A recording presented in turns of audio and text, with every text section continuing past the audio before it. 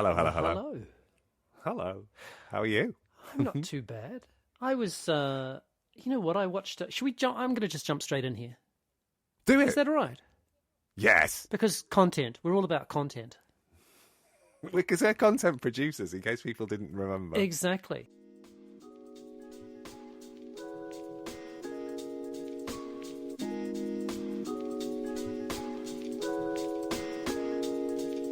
This is a podcast in which two friends talk about the pleasures, absurdities, and imperfections of being human.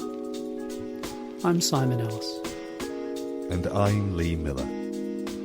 Welcome to Midlifing.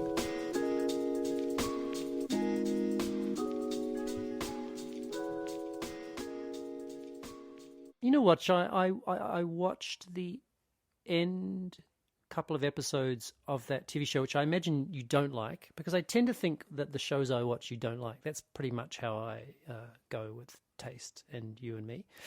Of the Crown. Oh, yeah, haven't watched. I think I watched the first series and With Claire Foy. that was it. Yeah. With Claire Foy, and I don't think I made it past I don't even think I got to the end of the first series. Yeah. And so the last episode, and the Queen now is played by an actor called Imelda Staunton. Oh yes, I know her work. Yes, she was a very good Adelaide in Guys and Dolls, I think, for the National Theatre, and she famously was in Follies not long ago, also for the NT. Wow. Okay. Great. Nice backstory there. I don't. Sorry, I think I've seen her in other films, but actory of me. No. I think I've seen her in other films, but I wouldn't. None come to mind. Have you watched the Harry Potter films? Oh, was she in that? Oh, yes. She was a mean lady in a pink I suit do in remember. one of the Harry Potter films. I do remember. And the last episode, spoiler, is of the Queen being forced to plan her funeral. Operation London Bridge, I think is right. Yeah. Okay.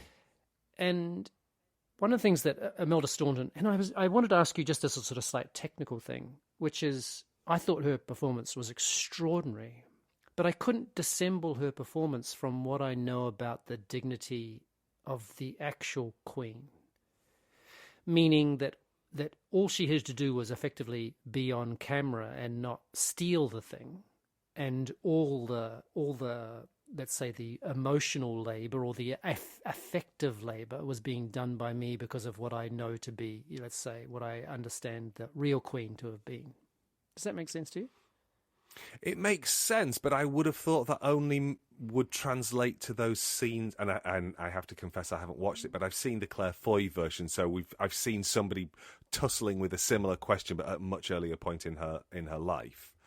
That would make sense for me, where she is being witnessed, but not so much in those private scenes, if that makes sense. Right. Okay. I found her performances to be staggeringly Yes. dignified and just underplayed and really, really quite spectacular. If it's entirely the wrong word, but just so subtle and so alive. And so I'm not trying to get people to watch The Crown, because it is patently absurd.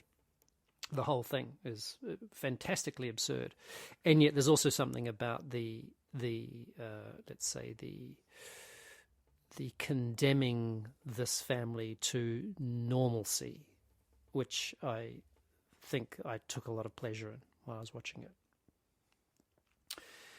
But it did get me thinking. It got me thinking about something that we could talk about. And hang on, let me just. And it got me thinking because all listeners know my nephew Finn has long teased me about pineapples on pizza. Okay. So just as an aside, do you have strong opinions on that? No, I'm pretty relaxed about it. I won't choose it ever. But you don't. It's not like However, it's not like an offence. No, I think it's odd, but I mean that's possibly because I find sweet and savoury together a strange combination anyway. Yeah. But then they also go, oh, but I like peanut butter and jam, so what am I talking about? So, it's contextual, isn't it? Yeah. Okay. So, and Finn knows because I'm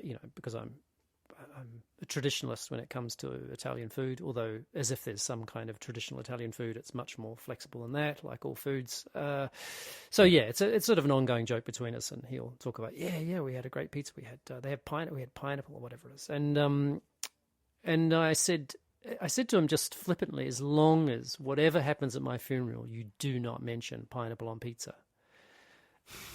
And his response was, and aprons. That's because you said in an episode some time ago that you would like to make sure that the photograph of you at your funeral was of you in an apron. Did I say that? You said that out loud because you said that you think that that's probably how he will remember you, in an apron. And it's exactly what he said. He goes, you always are wearing an apron. And I mean, that's totally not a lie. It's true. So true. It's so true. I've only got two. I have to switch between them two. And one of them says cucina. So my question really is, what's your funeral going to be like? What would you like to have?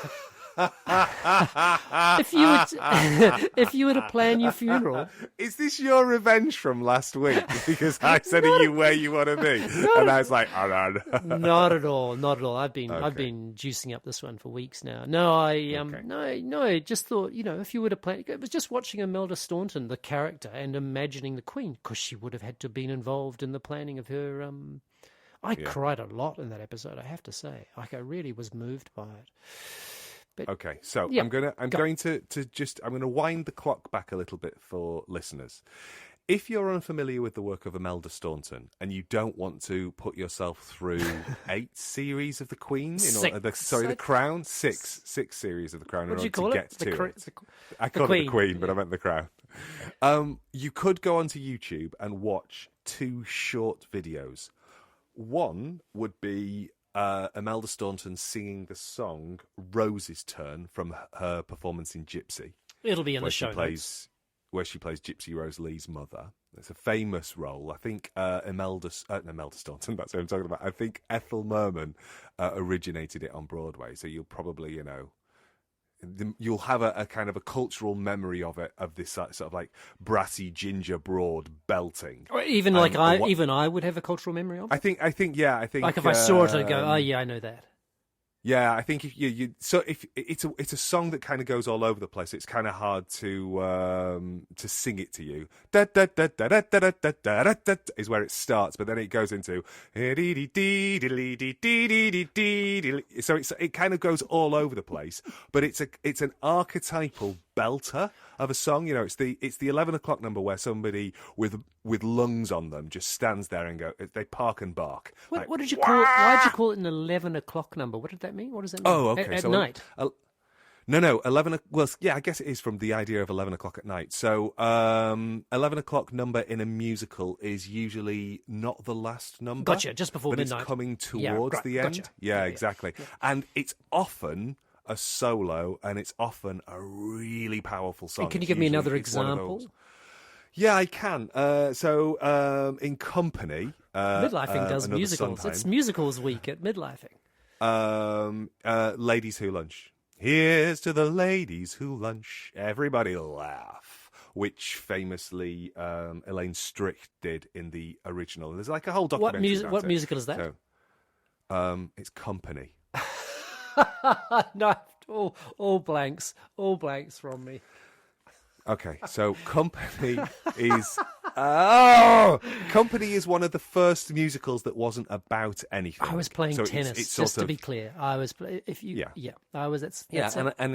exactly. Anyway, if you want to see a masterclass in performance, go and watch that Rose's Turn by Imelda Staunton from Gypsy, because she doesn't make it into this kind of like powerhouse 11 o'clock number. In terms of the vocal complexity of it, it's just heart-wrenching. Oh. And then if you want to see a much more subtle version of the same thing, watch her performance of "Losing My Mind" from Follies, which is a really, really lovely Also little in the show song. notes. It doesn't, yeah.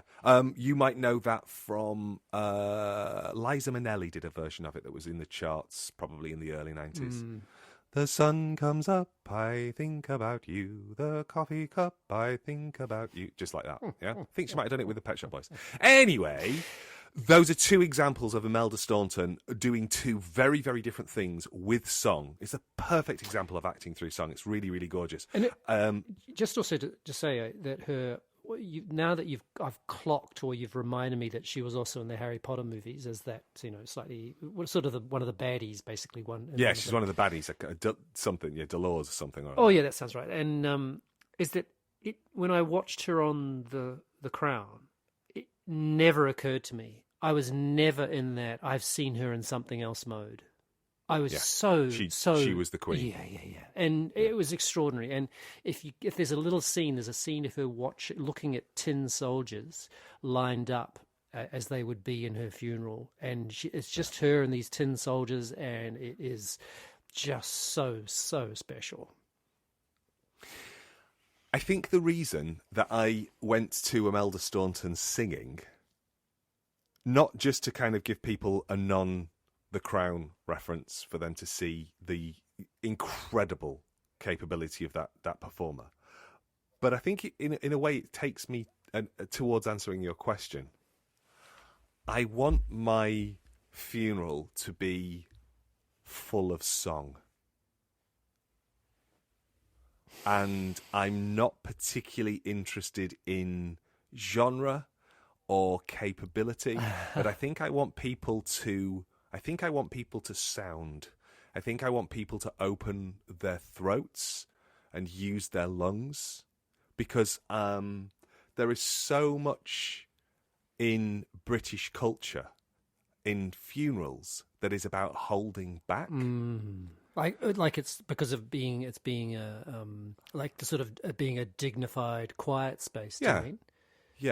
Yeah, exactly that, and not wanting to make a show. And I remember my cousin's funeral. She died when she was in her mid-30s of ovarian cancer, and it was the room was, I mean, as you would imagine for somebody in their mid-30s, it was standing room only. It was just overflowing, and it was horrendous.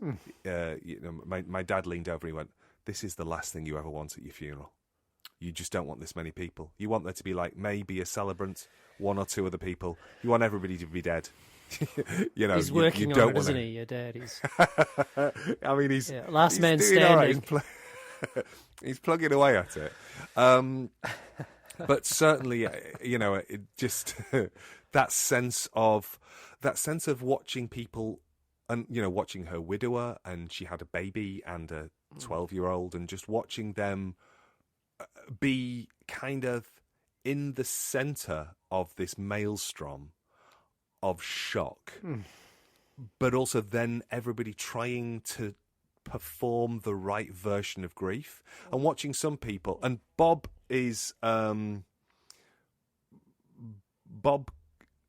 cries in the most inopportune moments. So I'm just going to add that to my list of reasons to love Bob Worley. But it's a long fucking list too, just to be clear. But there are some times that you'll be standing next to her and you'll go, "Oh, I best be ready to catch her and hold her in this moment." And I'll go, "Are you okay?" And she'll be like, "I'm fine." Whereas at my cousin's funeral, a woman who she knew but not well, and of course Bob was a lot younger at that time, she was just inconsolable, but not like racking sobs, just water pouring down her face and just dropping onto I remember just watching the tears drop off her face and plop onto the floor. And her just standing there and it just like teeming out of her. But also being aware of watching some of my cousin's friends sort of be much more, I could see different ways that it was being released. Yeah. In people, and because of the cultural scripts that we have, certain types of performance become available to us. And I think I would just like to not subvert, but I think I would just like to sidestep that and give everybody the space to lift their head up to the sky, their face up to the sky, I should say, and yell. But you can do that in song really nicely, and it can be through joy. We can sing, and it opens our hearts and makes us just like laughing almost. And then also it can just be a place to really let total grief out. So I'd want there to be space for people to just sing. That's what I want. If I know this is not a competition, but now I really hope that I outlive you so that I can come to your funeral. So I can come to a funeral and I will open my lungs as best as possible. You may not like that. It might. You won't ever this say. Is it. I don't. Well, I won't. I'll be dead. But I don't. I'm not asked about quality in this moment. I just want people to have the space to let something out. And can you imagine how that might be? It's not the right word. Manufactured. How it might be generated. How it might be afforded. Oh well, I think it would have to be. It would either have to be outside. Oh, nice. Or it would have to be, and this is not me. It would have to be in a church. Yeah. Because the acoustics. So either it's But do you have a sense of what the first song would be that might make people? No, because it's like, not. Wake me up before you go. But I don't think that's for me necessarily. I think it's not for me to make that decision, because I don't imagine I don't have a playlist. I don't say because there isn't a song that I think. I don't have a song that typifies me. My internal playlist is random, and I just want people. Yeah, you're to be constantly able to, on shuffle mode, aren't you? Really? I am constantly. Yeah, my brain is constantly on shuffle. So I mean, that's really all I want. I mean, there was if you'd asked me a little while ago, I think I would have wanted song. I would have wanted music. I would have wanted noise. Definitely wouldn't want quietness. That bothers me. Don't want quietness. I don't want formal. I don't think I want a celebrant. I don't think I want anybody at the front. I don't want anybody speaking for anybody else. I find that I've been to too many funerals. I went to the funeral of a man who had served in the war, and he was a quite committed atheist as a result of what he'd seen in the war. And I went to his funeral, and the celebrant just talked about him being back in the arms of God, and I just wanted to go, I don't know who this is for. I know exactly who it was for. It was for his family, but I was just like, this does not reflect the man I knew. I felt hot with rage, which is ridiculous because it's not for me to. Yeah. But I think I know that much. I want other people, multiple other people, if they want to remember me. I don't want my memorialization to be I don't want a hagiography where somebody else comes in and says he was such an X or he was such a Y and everybody thought this, and when we think about his it's like, fuck that, really. I want you to come up and go, oh, actually he could be quite gassy. I was thinking I could get up and just say quietly, many things to say about Lee Miller, but one of them was that he knew how to cut people off. And here I've brought together all the people he's cut off over the course of his life. And they don't have a good word to say about him. And I think I'd be kind of okay. I wouldn't be kind of. I think I'd be pretty okay about that, as long as they did it through the medium of song. Yeah, I did when I, this, and long-term listeners know this, when I did the, what are they called at a funeral when you say something about someone? Eulogy, and I did my mother's eulogy, which is, as we talked about at the time, back in 2021, December 2021, it was a pretty strange experience. But after I finished, we were driving to the cemetery, and my eldest brother said to me, "Oh, it was so long." That's all he said about it.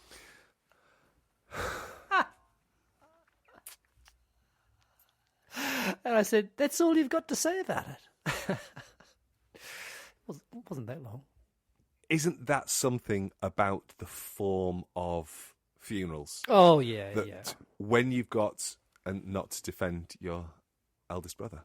But when you have those scenarios where somebody steps to the front and speaks for, whether that's a family member or somebody external, they've got to somehow coalesce everything into one moment. And yeah, which is why I think I just want, I think I want a free-for-all. And also, I think I'm describing like Burning Man. I'll only this time it would plastic. be literal. It could be literal. Wrapped in plastic, we can wrap you in in plastic cling film, and then imagine the smell. Yeah, definitely songs. That's great. I'm there. I'm fucking there. I really hope you're not, but cheers.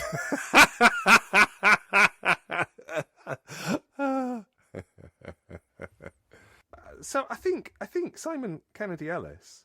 I feel like we might have come to a kind of a natural pause. Yeah. How do you feel? Yeah, about no, that? I think you're right. I didn't yet describe what my funeral might be like, but I don't have because I hadn't thought of the question until I asked it, and even though I'd been thinking about funerals, but just that I don't think I should be. I don't think pineapple on pizza should be mentioned, and I'm not sure I want to be categorized as someone who always wore an apron, but then I kind of don't mind. You know what? Go for it. Finn, trust you, man. Whatever you think.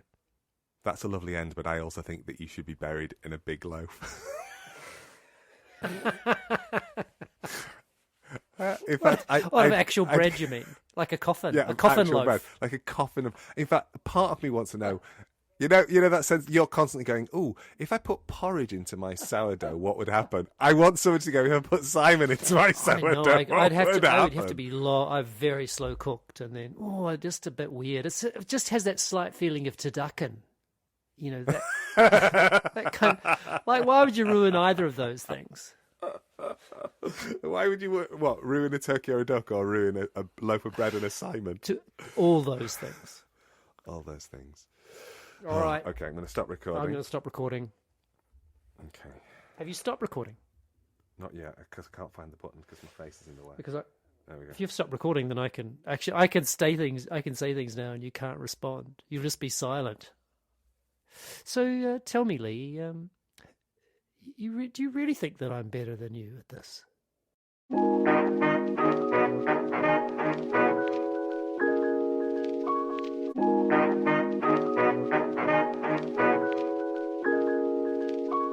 I just had a little moment that last night a song came on Spotify, Maniac, as in she's a maniac.